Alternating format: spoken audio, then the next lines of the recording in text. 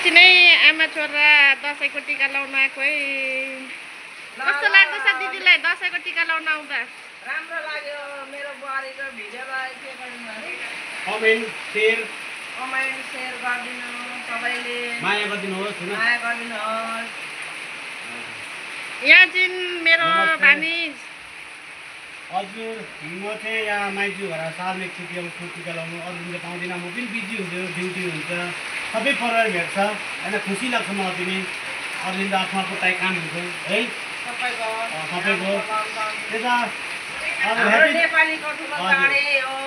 Happy Dussehra सबैलाई मेरो तर्फबाट हो।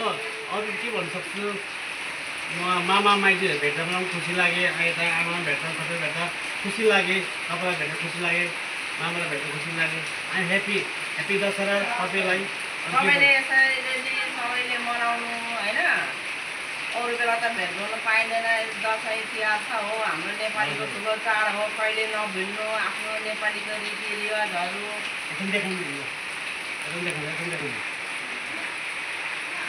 याचिन हाम्रो दादाले टिका लाउनु रेडी गर्दैछ भदैनीहरूलाई।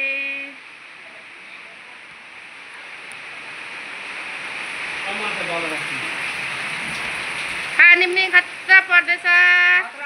दिउँसोको परेन, राम्रो लाग्यो। रातभरि परोस्, भोलि पनि दिउँसो नपरोस्। आउनु नि हाम्रो दार्जिलिङको बुहारी पनि। यहाँ चाहिँ हाम्रो दार्जिलिङको बुहारी है। बुहारी यता हेरेर हाई गरिदिनुहोस् त।